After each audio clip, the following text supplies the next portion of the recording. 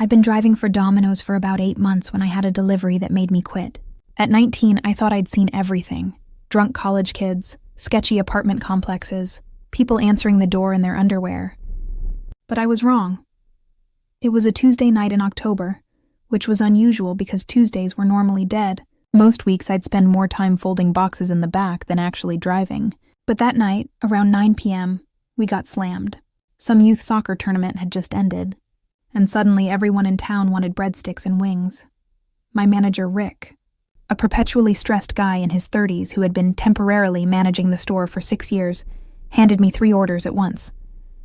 The first 2 were normal, an apartment near campus and a house about 10 minutes south.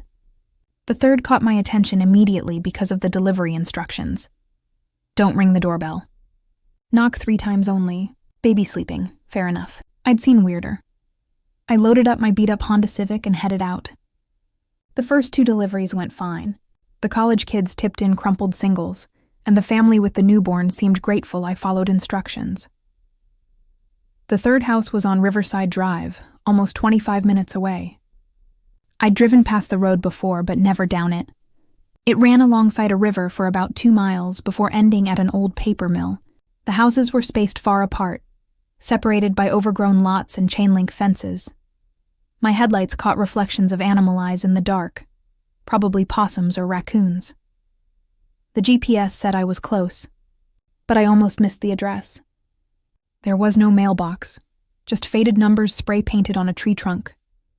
I turned onto a gravel driveway that wound through dense woods until it opened into a clearing. The house looked abandoned. Every window was dark except for a faint blue flickering light upstairs. An old pickup truck sat in the driveway, covered in mud and pine needles. The air smelled like wet wood. And something else.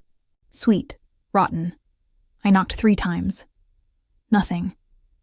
Then I heard footsteps inside. Slow, heavy, deliberate. They circled the first floor before approaching the door. An older man answered, maybe in his 60s, rail-thin with a gray beard down to his chest. He wore overalls with no shirt underneath. His eyes were bloodshot. "Pizza," I said. He reached for his wallet. Behind him, I saw into the living room. A dark figure sat on the couch, completely still, watching. The man then asked me to take a picture of him with the pizzas as proof for his daughter. Something about it felt wrong.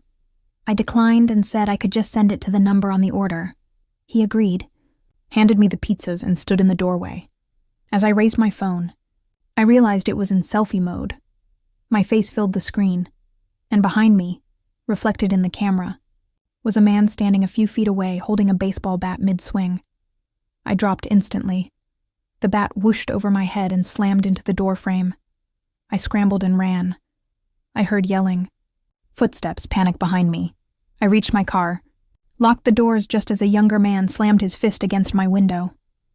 I reversed down the gravel driveway as fast as I could, rocks spraying everywhere.